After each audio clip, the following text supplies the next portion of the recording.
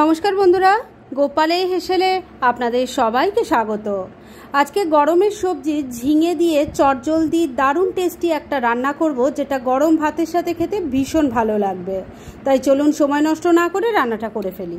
আজকে এই দারুণ টেস্টি রান্নাটা করার জন্য কড়াইয়ের মধ্যে সর্ষের তেল গরম করে নিয়েছি।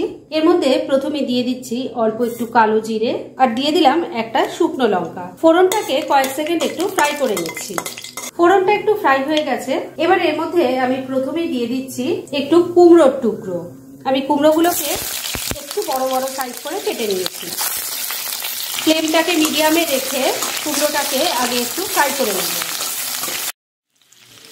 কুমড়োটাকে মিনিট দুয়েক একটু ভাজা ভাজা করে নিয়েছি। এবার এর মধ্যে আমি একটু ঝিঙে টুকরো দিয়ে দেবো। আমি এখানে 3টে মিডিয়াম সাইজের ঝিঙে নিয়েছি।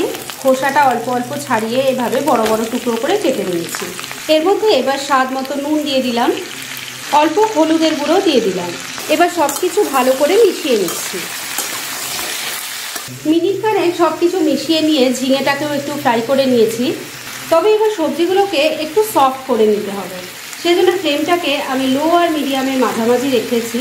আর এবার ঢাকা দিয়ে আমি 3-4 মিনিট রান্না করে নিচ্ছি। এই রান্নাটা হতে হতে চলুন এই রান্নার যে মশলা সেটা তৈরি করে ফেলি। মশলাটা তৈরি করার জন্য আমি মিক্সির ছোট জারটা নিয়ে নিয়েছি।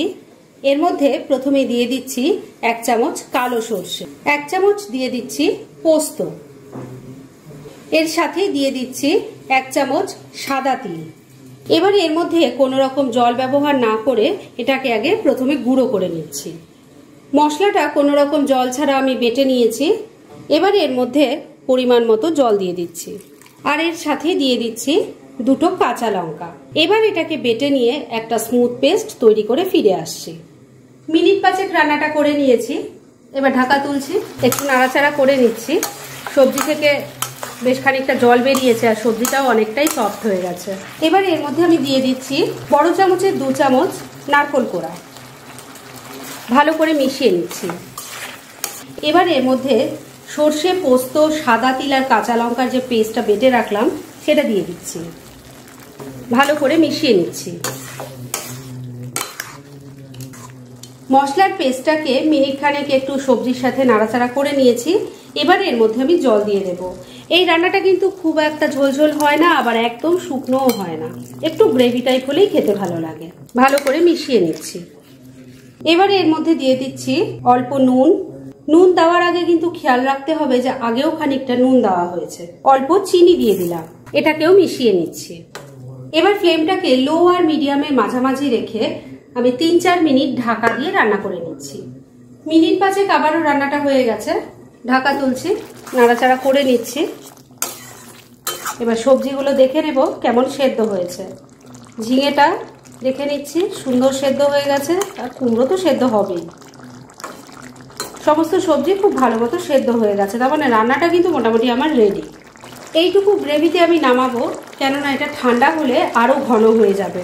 তবে নামানোর আগে আরেকটা জিনিস এর মধ্যে অ্যাড করব, সেটা হলো 1 চামচ কাঁচা সর্ষের তেল। গ্যাসটা বন্ধ করে দিলাম আর এই তেলটাকে ভালো করে মিশিয়ে নিচ্ছি। এইটুকু গ্রেভিতে আমি নামাবো, কেননা এটা ঠান্ডা হলে আর একটু ঘন হয়ে যাবে। তেলটাকে ভালো করে মিশিয়ে নিয়েছি। আর এবার এটাকে মিনিট 2 জন্য স্ট্যান্ডিং টাইমে একটু ঢাকা রাখছি, আর তারপর সার্ভ করে দেখাচ্ছি। ফ্রেন্ডস, আমার আজকের এই ঝিঙের দারুণ টেস্টি চটজলদি নিরামিষ রেসিপি একদম রেডি হয়ে গেছে এবং আমি সার্ভ করে দিয়েছি। ভীষণ ইজি রেসিপিটা, কিন্তু খেতে ফাটাফাটি হয়। তাই দেরি না করে পারলে এটা আজই একবার ট্রাই করে ফেলুন, আর তারপর কেমন লাগলো সেটা প্লিজ কমেন্ট করে জানাবেন। এরকম ধরনের অনেক ভালো ভালো নিরামিষ রান্নার রেসিপি আপনারা গোপালের হেসেল সার্চ করলেই পেয়ে যাবেন, যার মধ্যে থেকে কিছু কিছু আমি সাজেস্টেড বক্সেও দিয়ে দেবো, সেখান থেকেও আপনারা দেখে নিতে পারেন। তাই গোপালের হেসেল অবশ্যই ভিজিট করুন।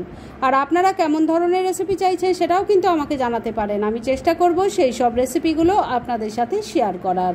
আর আমার আজকের এই রেসিপি যদি আপনাদের ভালো লাগে আর ইউজফুল বলে মনে হয়, তাহলে যারা এখনও আমার চ্যানেলটাকে সাবস্ক্রাইব করেননি তারা প্লিজ সাবস্ক্রাইব করুন। তাহলে আজকের মতো এখানেই শেষ করছি। পরদিন আবার এরকমই কোনো ভালো রেসিপি নিয়ে চলে আসব। আপনারা সবাই খুব ভালো থাকুন, সুস্থ থাকুন।